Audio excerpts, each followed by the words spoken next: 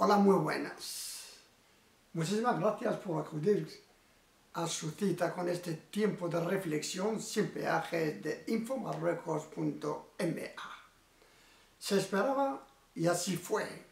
A raíz de una avalancha de fracasos y decepciones, entre las que podemos citar a título de ejemplo la última declaración del representante del Servicio Europeo de la Acción Exterior, órgano regulador del comercio de la Unión Europea y responsable de sus transacciones con los países y con las regiones como el Sáhara marroquí, quien dijo que no reconocía la representatividad del Polisario sobre los saharauíes.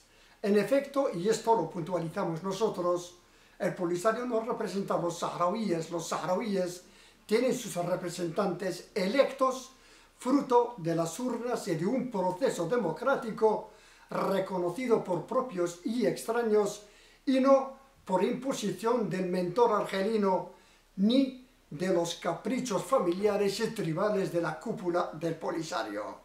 Así las cosas pues, provocación y consecuencia, a raíz de esta serie de fracasos y de reveses, el Polisario y su mentor argelino parecen haber optado por lo que podríamos llamar la estrategia del caos, la estrategia del desastre, la provocación.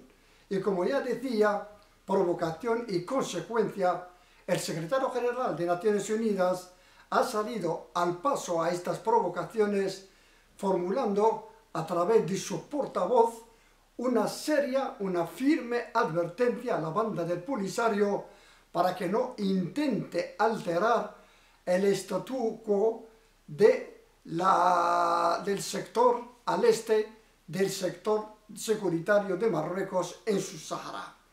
Naturalmente, esta seria advertencia del secretario general de Naciones Unidas ha venido después de gestiones e iniciativas del Reino de Marruecos que no se va a quedar con los brazos cruzados, sino va a hacer frente a esta nueva ola de provocaciones, fruto de una serie de provocaciones y de decepciones sufridas tanto por la diplomacia argelina como por su doméstico polisarista. Así las cosas, la cuestión del Sáhara vuelve a estar a rojo vivo debido a esta irresponsable manera de actuar de Argelia y de su Polisario. Muchísimas gracias y hasta la semana próxima. Adiós.